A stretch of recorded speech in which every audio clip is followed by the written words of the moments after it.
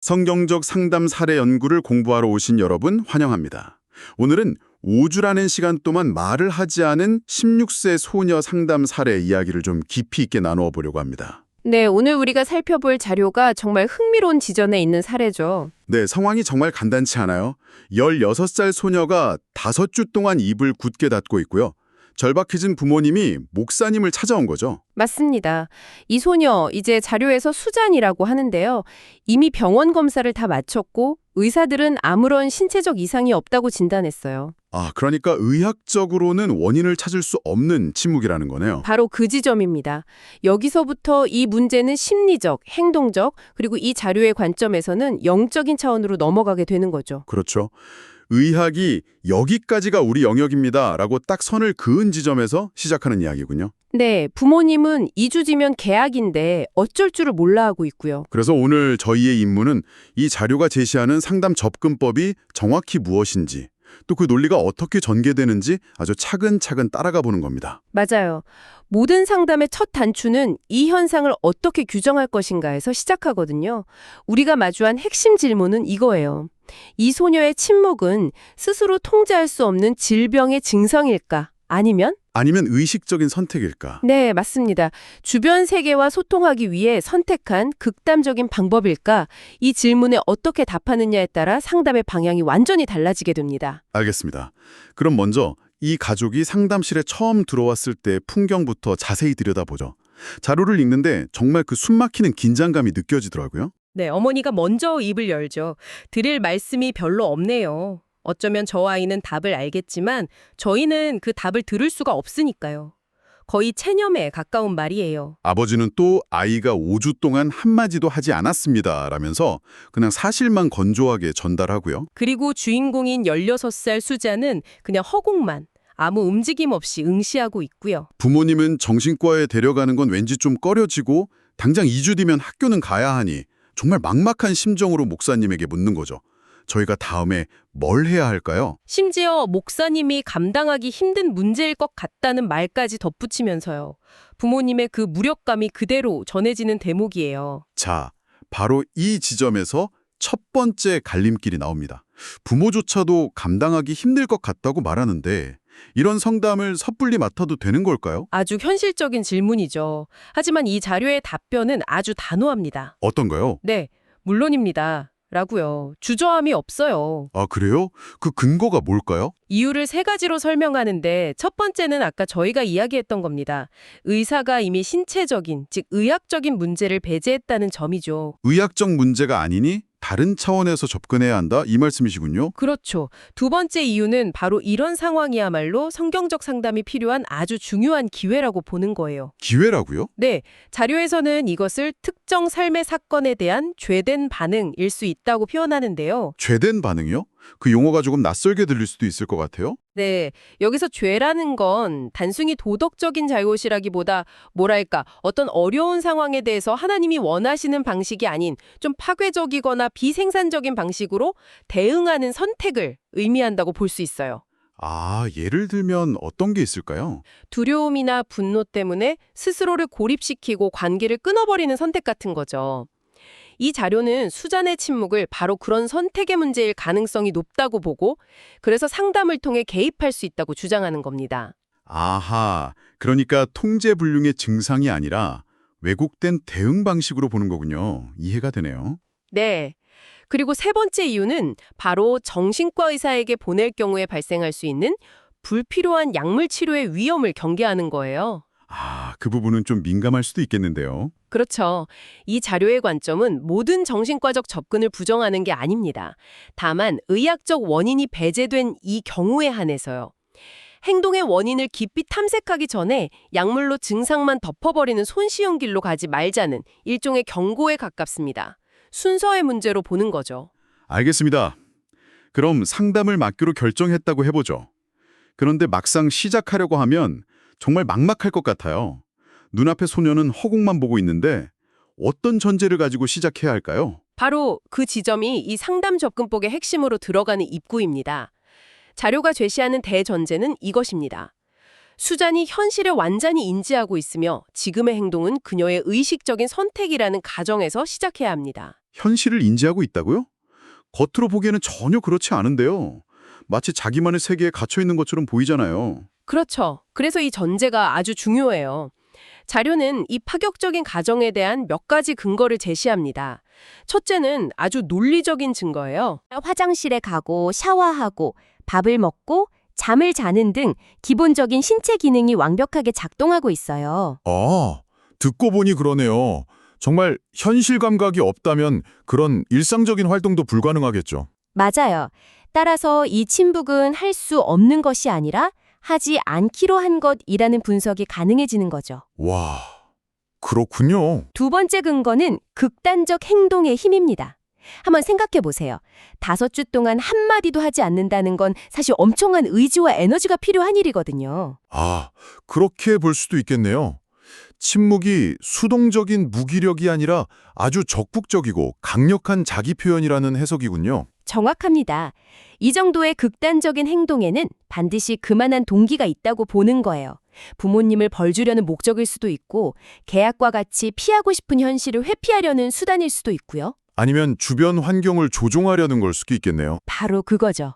이 침묵을 통해 집안의 모든 관심과 권력을 자기에게로 집중시키려는 일종의 환경 조종일 수도 있습니다. 와, 잠시만요. 그건 정말 생각지도 못한 관점이네요. 보통은 5주나 침묵했으니 심각한 고착 상태라고 볼 텐데 오히려 그 에너지를 변화의 잠재력으로 본다는 거군요. 맞습니다. 이 전제의 세 번째 근거가 바로 그 변화의 가능성으로 이어져요. 5주 동안 침묵을 지킬 만큼 단호하게 무언가에 헌신할 수 있는 능력은 반대로 말하면 진실을 마주했을 때 변화에도 그만큼 헌신할 수 있다. 네, 수동적인 환자가 아니라 아주 강력한 의지를 가진 한 사람으로 보는 겁니다. 알겠습니다. 수잔이 사실은 모든 걸 통제하고 있다는 전제로 시작한다니 그렇다면 상담사의 첫 번째 목표는 그 통제권을 다시 가져오는 것이겠군요. 대체 어떤 방법으로 그 문을 열 수 있다는 거죠? 이 접근법의 목표는 명확합니다. 더 이상 그녀의 게임에 놀아나지 않고 상담실의 역학을 바꾸는 것. 그녀의 게임에 놀아나지 않는다. 네. 수잔이 침묵으로 주도하는 이 상황의 주도권을 상담사가 다시 가져오는 거죠. 이를 위해 아주 대담한 전략을 사용합니다. 궁금한데요. 구체적으로 어떤 전략인가요? 3가지 단계로 진행돼요. 첫 번째 단계는 조종의 맞서기예요. 상담사는 수잔이 바로 그 자리에 있는데도 마치 수잔이 없는 것처럼 부모에게 말을 겁니다. 뭐라고 말하죠? 수잔은 의사 선생님, 부모님, 그리고 목사인 재관심까지 모두 끄는데 성공했네요. 라고요. 바로 앞에서요. 와, 정말 충격요법인데요.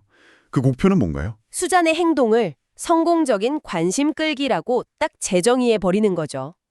네가 지금 하고 있는 게임의 규칙을 내가 다 알고 있다는 첫 번째 신호를 보내는 겁니다. 나는 너의 침묵에 끌려다니지 않겠다는 선언이기도 하고요. 그렇죠.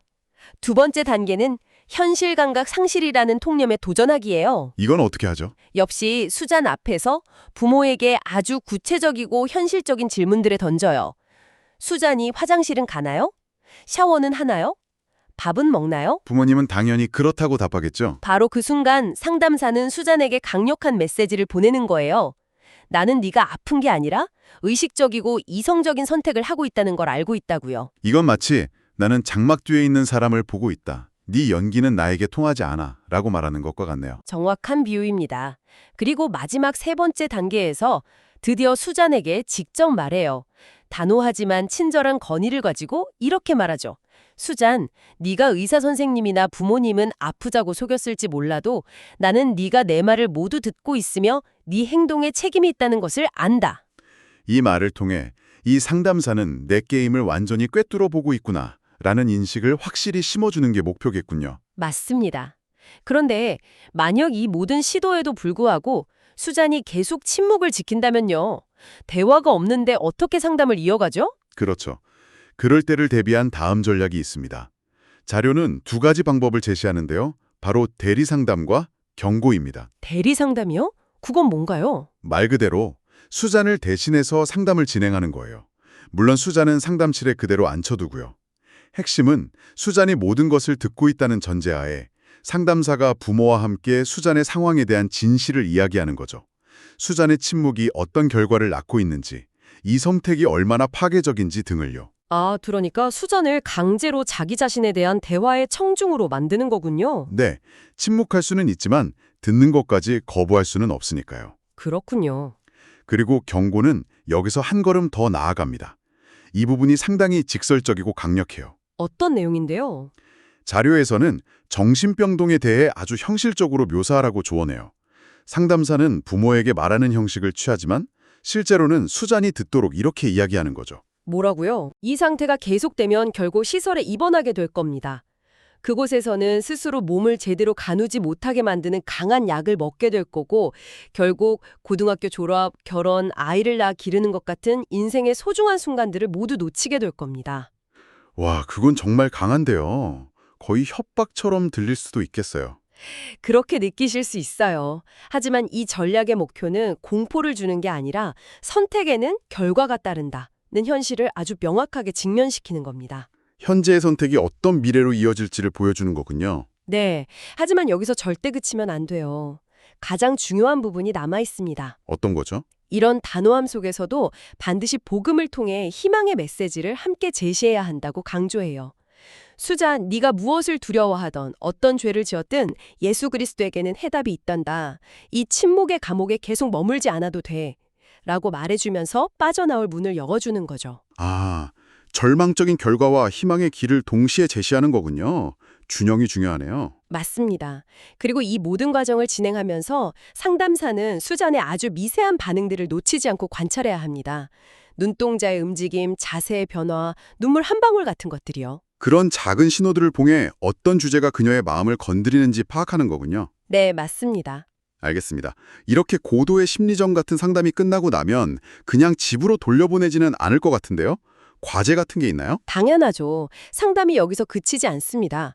말을 하지 않는 수잔에게도 명확한 과제를 내주는데요. 이게 또 하나의 핵심입니다. 어떤 핵심이죠? 침묵하고 있더라도 수잔을 계속해서 책임감 있는 한 사람으로 대우한다는 걸 보여주는 중요한 장치예요. 수잔에게는 어떤 과제가 주어지나요? 두 가지가 주어집니다. 첫째, 펜과 종이를 줘요. 공책을 주면서 이렇게 말하죠. 말할 필요는 없다. 하지만 다음 주까지 5주 전에 말을 멈추기로 결심하게 된 계기가 무엇이었는지 글로 써와야 한다. 아, 그건 정말 영리한 방법이네요. 말하기에 부담은 덜어주면서도 침묵이라는 연기를 걷어내고 다른 방식으로 소통할 출구를 열어주는 거군요. 그렇죠. 자신의 행동에 대해 스스로 설명할 책임을 지우는 거예요. 두 번째 과제는 미래 목록 작성입니다. 미래 목록이요? 앞으로 5년 안에 하고 싶은 일 3가지를 적어보라고 요청하죠. 현재의 멈춰진 상태에서 벗어나서 졸업이나 취업 같은 정상적인 삶의 미래를 다시 상상하게 만드는 데 목적이 있습니다. 그럼 부모님에게는 어떤 과제가 주어지나요? 부모님의 과제 역시 2가지입니다. 첫째는 자료 수집. 딸이 말을 멈추기 직전 48시간 동안 있었던 일을 아주 상세하게 시간대별로 재구성하도록 요청해요. 침굴의 방아쇠가 된 사건을 찾기 위한 목적이겠군요. 네, 맞습니다. 두 번째 과제는 부모님의 태도 변화를 요구하는 거예요. 태도 변화라면? 딸을 연약하고 아픈 환자로 대하는 것을 멈추고 지금은 불순종하고 가족을 조종하려는 선택을 하고 있는 딸로 대하십시오. 라고 아주 직접적으로 지시합니다. 그건 왜 필요한 거죠? 수잔이 침묵이라는 행동을 통해 얻고 있는 보상을 제거하기 위한 전략입니다. 부모님의 과도한 동정과 걱정이 오히려 수잔의 침묵을 강화하는 보상으로 작용하고 있을 수 있거든요. 아, 그 보상 체계를 무너뜨리는 거군요. 와, 정말 전방위적인 접근이네요. 수전 개인의 선택을 다루는 동시에 그 행동이 유지되도록 만드는 가족 시스템 전체를 바꾸려는 시도군요. 자, 오늘 우리는 5주간 침묵한 16살 소녀의 사례에 대한 성경적 상담 접근법을 정말 깊이 있게 살펴봤습니다. 핵심은 문제를 회피하거나 증상을 완화하는 데 초점을 맞추는 게 아니라 당사자의 책임과 선택을 끊임없이 강조하면서 정면으로 돌파하는 것이었네요. 맞아요. 이 접근법의 핵심 원리를 다시 한번 짚어보자면 처음부터 책임을 전제로 깔고 그 행동을 통제 불가능한 증상이 아닌 의식적인 선택으로 재규정하고요. 그 선택이 가져올 암울한 결과와 변화를 통해 얻을 수 있는 희망을 동시에 제시하는 겁니다. 그리고 그 모든 과정에서 당사자를 끝까지 책임 있는 존재로 대우하는 거고요. 네, 비인격적인 환자가 아니라 힘들지만 변화의 가능성을 가진 한 사람으로요. 오늘 이 사례 연구를 통해 정말 많은 것을 생각하게 되네요. 단순히 한 소녀의 이야기가 아니라 인간의 행동과 선택에 대해 근본적인 질문을 던지는 것 같습니다. 그렇죠. 그래서 마지막으로 여러분께 생각해볼 질문 하나를 남기면서 마무리하고 싶어요. 이 접근법은 아무리 극단적인 행동이라도 사실은 그 안에 어떤 메시지를 담고 있는 일종의 소통이라는 생각에 기반하고 있습니다. 침묵이 오히려 더 강력한 메시지일 수 있다는 거군요. 네, 나를 내버려둬 혹은 내게 더 집중해줘 라는 아주 강력한 메시지일 수 있다는 거죠. 그렇다면 여러분의 삶에서 누군가와의 소통이 단절될 때 그 침묵이나 이해할 수 없는 행동 뒤에는 어떤 말로 표현되지 않은 메시지가 숨어 있을까요? 다른 사람의 행동뿐만 아니라 어쩌면 우리 자신의 행동 속에서 말입니다.